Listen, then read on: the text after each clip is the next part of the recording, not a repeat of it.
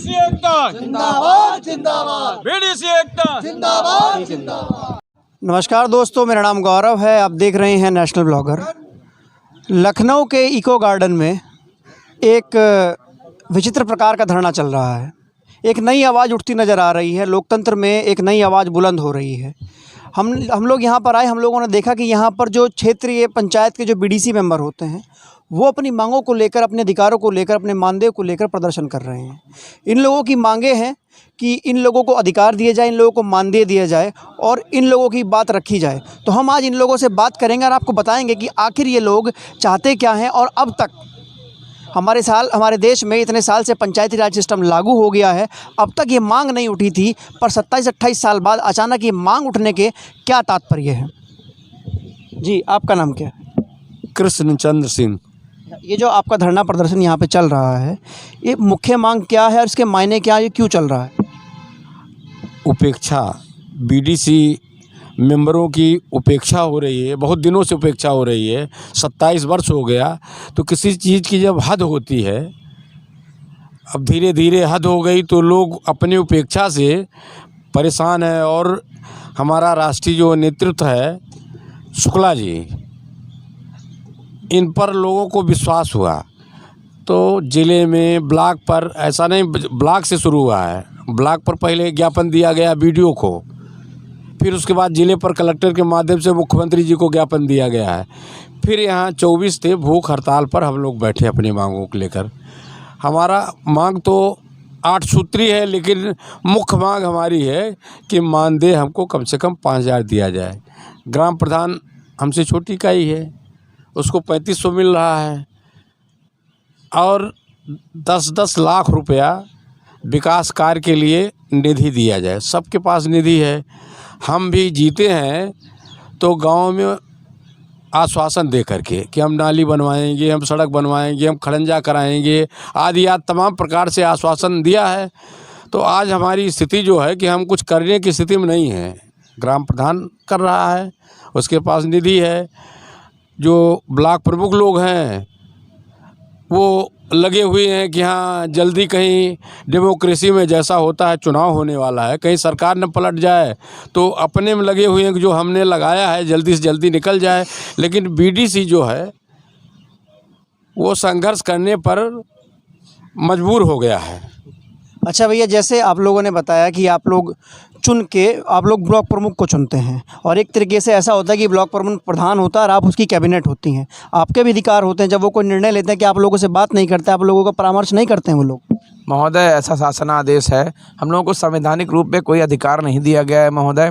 Block प्रमुख चुनाव करते हैं हम लोग, कार्य योजना में उसे हम लोगों को शामिल करना चाहिए। लेकिन चूँकि ब्लॉक प्रमुख पर कोई अधिकार नहीं है, वो उपकार करता है। जो उसके हितैषी चहेते होते हैं और जिस हिसाब से उसके पास निधि आती है वो क्षेत्र में लगाने का लोगों को मौका दे देते हैं। और ब्लॉक प्रमुख भी मजबूर हैं, वो कितने बीडीसी भाई को दे सकते हैं, उनके पास भी एक सीमित निधि है। तो ब्लॉक प्रमुख हमारा मेन मुद्दा नहीं है। ब्लॉक प्रमुख में हमारा कोई अधिकार नहीं है, केवल ब्लॉक प्रमुख बनाने तक ही हम लोगों के अधिकार सीमित हैं। कार्य योजना में हमें शामिल होना चाहिए, लेकिन नहीं करते हैं। जो लोग उनके चहेते होते हैं, जो उनको जिताए होते हैं, उनको करते हैं। चूँकि ब्लॉक प्रमुख के पास इतनी निधि भी नहीं होती कि हर बीडीसी को संतुष्ट कर सके। आपकी मांग डायरेक्टली किससे? राज्य सरकार से? हमारी मांग मुख्य रूप से राज्य सरकार से है। वो भी चूँकि ये लोग ब्लॉक प्रमुख के साथ 6 सालों में, और अब की बार आवाज़ उठाने और जीतने का सबसे बड़ा हम लोगों के पास फ़ायदा ये है, और कारण भी ये है कि इनके पास एक चाबी है जिससे ये अपना एमएलसी बना सकते हैं। क्योंकि उसके प्रमुख वोटर हैं 90,000 ये, और एमएलसी बनाकर ये अगर जो अपने एमएलसी बना ले गए तो ये अपना संविधान संशोधन करा के ही अधिकार पा सकते हैं, जो संवैधानिक तरीका है। अच्छा, अभी आप लोगों के साथ सरकार की बातचीत किसी तरीके से हो पाई है? हाँ महोदय, आपको बताएं, इस लगातार आपको हमारे कृष्ण जी ने बताया, जो संरक्षक जी हैं, कि हम लोग संघर्ष कर रहे हैं। आज ओएसडी जी से मुलाकात हुई, मुख्यमंत्री के मुख्य कार्यकारी अधिकारी से। उन्होंने हमारा ज्ञापन लिया। हम मुख्यमंत्री आवास पर, हमारा 10 लोगों का प्रधान क्षेत्र पंचायत स्वाभिमान संघ, मैं राष्ट्रीय अध्यक्ष नवनीत शुक्ला, मेरे साथ 10 लोगों का प्रतिनिधिमंडल गया था, जो हर लगभग अलग अलग ज़िले से थे। और यहाँ पर 75 ज़िले के लगभग आज 10,000 बीडीसी उपस्थित थे। कि हमको अधिकार मिले। उन्होंने आश्वासन हमारा ज्ञापन लिया, आश्वासन दिया कि ये मुख्यमंत्री तक हम रखेंगे उनके पास। अब मुख्य कार्यकारी अधिकारी हैं तो उन पर विश्वास करना ही पड़ेगा, चूँकि इतना बड़ा प्रदेश है, मुख्यमंत्री जी की जिम्मेवारी होती है हर चीज़ को देखना, तो मिल नहीं पाए हैं। लेकिन बहुत जल्द 1-2 दिन में उन्होंने मिलाने का वादा भी किया है और इस पर विचार करके हम बहुत जल्द रिजल्ट देंगे, ऐसी उन्होंने वादे किए हैं। अच्छा, अक्सर ग्राम प्रधान का जब चुनाव हो जाता है, बीडीसी का चुनाव हो जाता है और उसके बाद अक्सर अफवाहें उड़ती है और ये माना जाता है कि बीडीसी का जो वोट है वो ब्लॉक प्रमुख को पैसों में बेचा जाता है। ये जो धारणा है, इसके बारे में आप क्या कहना चाहेंगे? महोदय, जो हमारे माननीय रहे हैं अभी तक 27 सालों से यही होता आया है। लोगों ने इन्हें बिकाऊ कहा और जबकि आपको बता दें, हम आपके माध्यम से, आप ब्यूरो के माध्यम से पूछना चाहते हैं, बताना भी चाहते हैं कि कोई भी ऐसा लोकतंत्र में चुनाव नहीं है जो कोई वोटर है, चाहे वो जनता हो, चाहे जैसे कि जिला अध्यक्ष, जिला पंचायत अध्यक्ष बनते हैं, जिस प्रकार हमारे ब्लॉक प्रमुख बनते हैं, उसी प्रकार जिला पंचायत सदस्य जो होते हैं वो सबसे उसके त्रिस्तरीय ग्राम पंचायत व्यवस्था के सबसे ऊपर के अधिकारी होते हैं। बीच में हमारे बीडीसी हैं, क्षेत्र पंचायत सदस्य, नीचे है प्रधान जी, तो वो भी अपने अध्यक्ष का चुनाव करते हैं। तो पद और धन का लाभ हर व्यक्ति लेता है। और अगर मैं पूछना चाहता हूं आपके माध्यम से कि अगर कोई पद घूस लेके बनाया गया तो ऐसे पद को ही नहीं रहना चाहिए। जिसने घूस दिया, आपने कहा जैसे पद धन लाभ लेकर बनाते हैं, तो धन लाभ लेकर अगर कोई बना है तो ये पद भी तो प्रमुख का पद भी तो गैर संवैधानिक हो गया। ये सब जानते हुए सब लोग मौन हैं, न कभी विपक्ष इनके लिए आगे आया है, न कोई दल आया है, न कोई सामाजिक संगठन आया है, न स्वयं बीडीसी भाई कभी संगठित हो पाए। इसलिए आपको मैं अवगत करा दूं कि ये लोग बिकाऊ नहीं हैं, बिकता हर व्यक्ति है। जनता अगर जो वोट लेती है प्रधान का, तो मैं आपको बता दूं, क्या जनता नहीं लेती है? हर तरह से कोई पद का लाभ लेता है, कोई धन का लाभ लेता है, कोई किसी प्रकार का लाभ लेता है प्रधान जी से। तो क्या जनता को राशन की दुकान पे राशन नहीं मिलता? क्या उसके अधिकार संविधान में दर्ज नहीं है? या जिला पंचायत सदस्य अगर जो कोई धन लाभ लेके अपना जिला पंचायत अध्यक्ष बनाता तो उसको मानदेय क्यों दिया जाता है 1000 रुपये? नीचे इनके हैं प्रधान जी, उनको 3500 रुपये मानदेय दिया जाता है महोदय। तो पूरे पंचायती राज व्यवस्था में पंचायत प्रतिनिधि में केवल और केवल उत्तर प्रदेश में ये इकलौता ऐसा पद है जिसके साथ सौतेला व्यवहार हो रहा है। बाकी जितने भी पद हैं जो जनता द्वारा चुने जा रहे हैं, जमानत राशि देते हैं, चुनाव आयोग इनको शपथ देता है कि हम जनता का विकास करेंगे, ऐसी शपथ दिलाता है इनको, तब इनको प्रमाण पत्र देता है महोदय। लेकिन जब जनता को देने के लिए इनके पास कुछ है ही नहीं, तो ये कैसे विकास करेंगे? आज भूख हड़ताल का 5वां दिन था। शहीदी दिवस 24 नवंबर को हम लोगों ने शुरू करा था और आज ज्योतिबा फूले जी की श्रद्धांजलि अर्पित करते हुए हम लोगों ने अश्रुपूर्ण श्रद्धांजलि देते हुए हम लोगों ने अपने धरने का समापन किया है, भूख हड़ताल का समापन किया है। आशा है कि आप लोगों के माध्यम से सरकार सुनेगी। अगर सरकार नहीं सुनेगी तो पहले हम तो संवैधानिक कार्रवाई करेंगे, हम PIL दायर करेंगे, पूरी तैयारी में है हम, चूँकि हम वकील हैं पेशे से, तो हम इनके लिए लड़ेंगे। ये MLC MLA किसी को भी लड़ाने का कार्य करें, बनाने का कार्य करें। मुख्य रूप से इसमें MLC भागीदार है महोदय। आपको बता दें, वो अगर चाहता 27 सालों में वो उच्च सदन में बैठता है, विधान परिषद में, वो इनको संशोधन इनका, क्योंकि संशोधन की प्रक्रिया वहीं से शुरू होनी है। अगर हम संविधान का दरवाजा खटखटाएंगे, माननीय न्यायालय का दरवाजा खटखटाएंगे, तो वो भी ऑब्जर्वेशन में लेके डायरेक्शन MLC महोदय को ही देंगे। और आपको बता दें, मेरा न्यायालय ना जाने का कारण, सड़क पे उतरने का कारण ये रहा, क्योंकि इस समय 36 MLC होते हैं इनके, जिनको स्थानीय निकाय MLC कहते हैं उन्हें, जो शायद शहर के लोग नहीं जानते हैं। और आपको बता दें, बहुत सारे BDC भाई भी नहीं जान पाते थे कि उनका MLC होता भी कैसे बन जाता था, निर्विरोध बन जाता था।